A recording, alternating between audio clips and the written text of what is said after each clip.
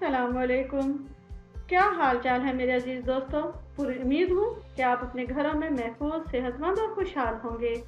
हमारा आज का टॉपिक होगा खजूर पार्ट 1। लेकिन वीडियो शुरू करने से पहले please like and subscribe my channel Zambeel Shumail.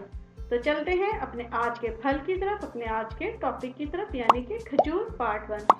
इसका पार्ट 2 होगा छुहारा पार्ट 2। तो शुरू करते हैं आज का पहला पार्ट, यानी कि खजूर। आप इसे बहुत अच्छी तरह जानते हैं। काले, सुर्ख और महरून रंग से सजा ये खूबसूरत फल, इसे हर कोई जानता है। नीम पुख्ता यानी गुदराई हुई हालत में आप इसे खज्जी के नाम से खूब जानते और पहचानते हैं। जब ये दरख्त पर खूब पक जाता है और दरख्त के ऊपर ही होता है तो ये खजूर बन जाता है। इसका शुमार रेगिस्तानी फलों में होता है। नारियल की तरह रेगिस्तान वालों की भी ये बेशुमार ज़रूरतें पूरी करता है। कुरान हकीम में फलों में सबसे ज़्यादा जिस फल का जिक्र हुआ है वो खजूर ही है और इसके बारे में ही सबसे ज़्यादा बयान किया गया है। तमाम फलों में कुरान पाक में सबसे ज़्यादा इसी के बारे में बयान किया गया है या इसकी मिसाल दी गई है।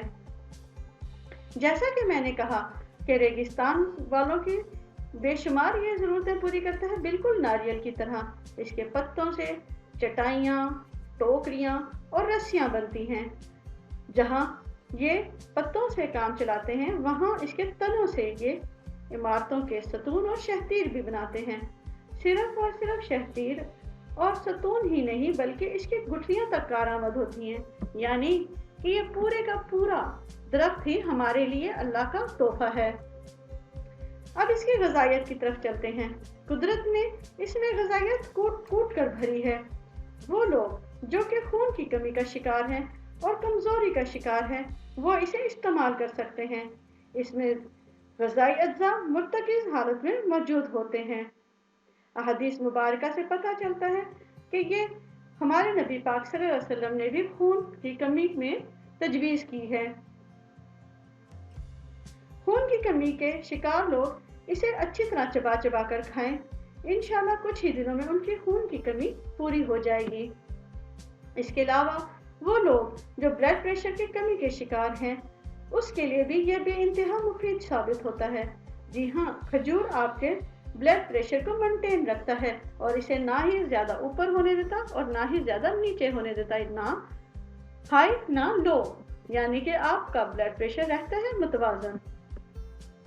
सिर्फ और सिर्फ ये इसी काम में नहीं आता बल्कि अगर आपके पेट में ज़ख्म या अल्सर हो तो इसका भी ये बेहतरीन इलाज है, बल्कि रज़ा की रज़ा और दवा की दवा।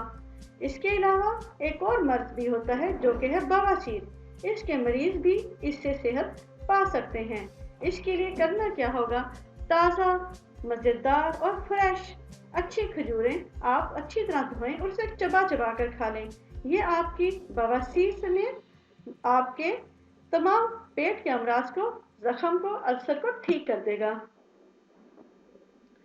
तो जनाब एक और चीज़ है और वो ये है कि बाज़ लोगों को बहुत ही ज़्यादा कमज़ोरी होती है। उसके लिए आप एक पाव कम अज़ कम ताज़ा खजूर खाएं और उसके ऊपर एक गिलास दूध ले लें। आपको पता चल जाएगा कि कुछ ही दिनों में आपकी कमज़ोरी कहीं की कहीं उड़न-छू हो चुकी है। अपने ताज़ा हालत में ये बेहतरीन है। जी हाँ, वो औरतें जो कि दूध पिलाती हैं उनके लिए बेहतरीन साबित होता है। इस सिलसिले में आप इसे अच्छी तरह चबा चबा कर खाएं और इस पर दूध पी लें। बिल्कुल फ्रेश और ताज़ा खज्जी, जी हाँ, ये दूध पिलाती माओं के लिए बेहतरीन और मुफीद है, लेकिन इसे मिकदार में कम खाना चाहिए क्योंकि ये बेइंतहा गर्म होती है। इसके ऊपर आप ज़रूर कुछ ना कुछ दूध पी लें। इसके अलावा इसका मज़ेदार हलवा भी तैयार होता है जो कि उन कमज़ोर लोगों के लिए बेहतरीन टॉनिक बन जाता है जो कि बेइंतहा कमज़ोर होते हैं।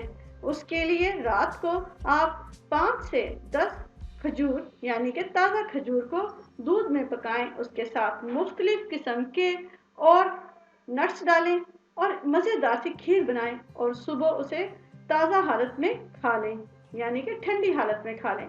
आप देखेंगे कमज़ोरी اور لاغری آپ سے کہیں دور چلی جائے گی۔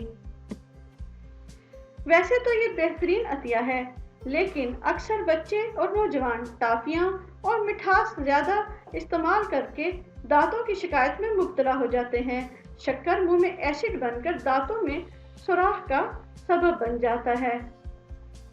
اور اگر میں یہ کہوں کہ ان تمام چیزوں سے بہترین، قدرت کا بہترین چاکلیٹ اور مٹھائی کھجور ہے تو یہ غلط نہیں ہوگی۔